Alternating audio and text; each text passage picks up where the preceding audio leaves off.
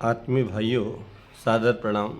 भाइयों बहनों, आज हम एक ऐसे प्रसंग पर चर्चा करेंगे जिस पर बड़ा ही महत्वपूर्ण है। वो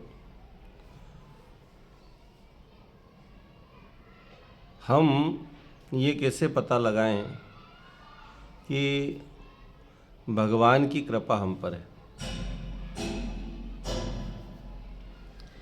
भाई, कई लोग कहते हैं कि भगवान की कृपा हमारे ऊपर है, तो उसका सीधा सरल तरीका क्या हो या कैसे पता लगे। तो भाइयों बहनों, इसके लिए एक ही पैमाना हो सकता है कि हमें संत की शरण मिल जाए,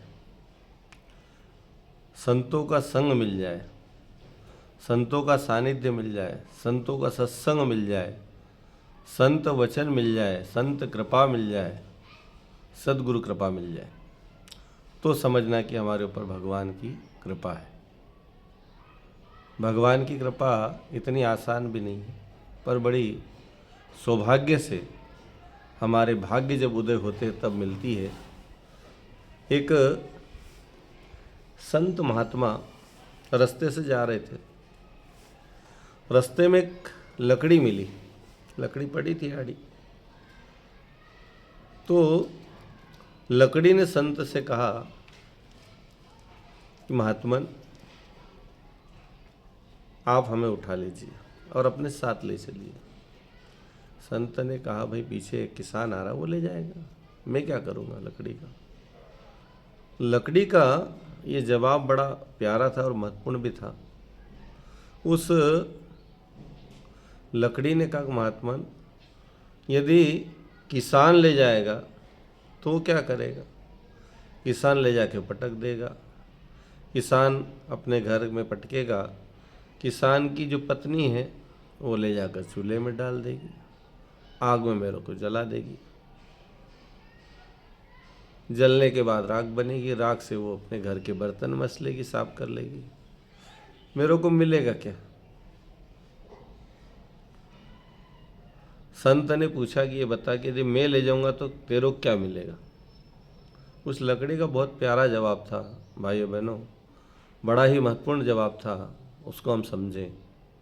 उस लकड़ी ने कहा, महात्मन, यदि आप उठा कर ले गए तो मुझे यज्ञ की समिधा बना दोगे, यज्ञ में मैं जल जाऊंगी, यज्ञ के काम आ गई। काम आने के बाद मेरी राख जो बनेगी भस्म, वो भस्म आप अपने माथे पे लगाओगे और वही माथा, वही सिर, वही मस्तिष्क प्रभु चरणों में टिक जाएगा, भगवान के चरणों में टिक जाएगा।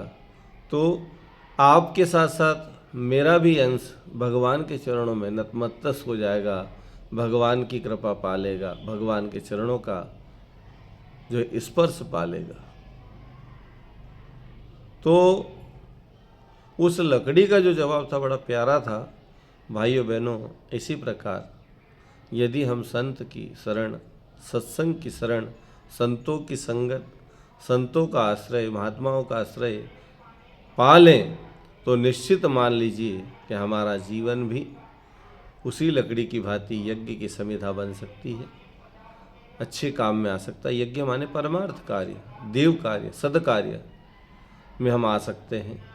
दूसरा, उसके बाद में इस जीवन का श्रेष्ठतम सदुपयोग हो सकता है कि संतों के सानिध्य में सत्संग करने का अवसर मिलेगा, ज्ञान चर्चा होगी, प्रभु नामों की चर्चा होगी, प्रभु के कार्यों की चर्चा होगी, प्रभु के प्रसंगों की चर्चा होगी और उससे जीवन कृतार्थ हो जाएगा, जीवन धन्य धन्य हो जाएगा।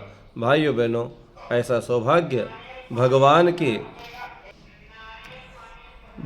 के शरण में जाकर, गुरु की शरण पाकर, भाइयों बहनों, हम सभी सौभाग्यशाली हैं कि हम परम पूज्य गुरुदेव का आश्रय, परम पूज्य गुरुदेव का सानिध्य पाकर अपने जीवन को धन्य धन्य बना लेंगे। निश्चित ही परम पूज्य गुरुदेव वो अवतारी चेतना, भगवान महाकाल के अवतार इस धरती पर आए, हमारा सौभाग्य जगाने, हमें श्रेय देने, सौभाग्य देने और मनुष्य योनि को सफल बनाने के लिए आज इस युग में आए और हम उनसे जुड़ पाए, ये परम सौभाग्य है।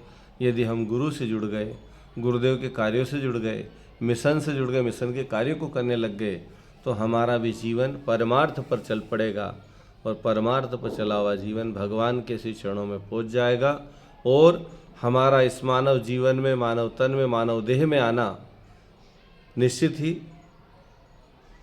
सार्थक होता चला जाएगा, सफल होता चला जाएगा, पवित्र होता चला जाएगा। इसलिए हम बड़े सौभाग्यशाली हैं। हम ऐसे अवसर को, ऐसे समय को और ऐसी योजना से हम जुड़कर भी यदि अकर्मण्य बने रहे, कुछ नहीं किया, तो हमारा दुर्भाग्य होगा। भाइयों बहनों, भगवान की शरण में पहुँचने का सीधा माध्यम संत की शरण, सत्संग की शरण, संतों की शरण, संतों का आश्रय हम लें और इस जीवन को, मानव जीवन को धन्य धन्य और कृतार्थ करें। मानव जीवन हमें जो मिला है बड़ा ही दुर्लभ है, सुर दुर्लभ है। इसको भगवान की शरण में, गुरु की शरण में, गुरु के कार्यों के लिए, मिशन के कार्यों के लिए यदि हम लगाते हैं तो निश्चित ही हमारा जीवन सफल और सिद्ध होता चला जाएगा। हम सभी भगवान की कृपा के पात्र बने, गुरु की कृपा के पात्र बने, गायत्री माता का आशीर्वाद हमें प्राप्त हो, ऐसी कामना। ओम शांति।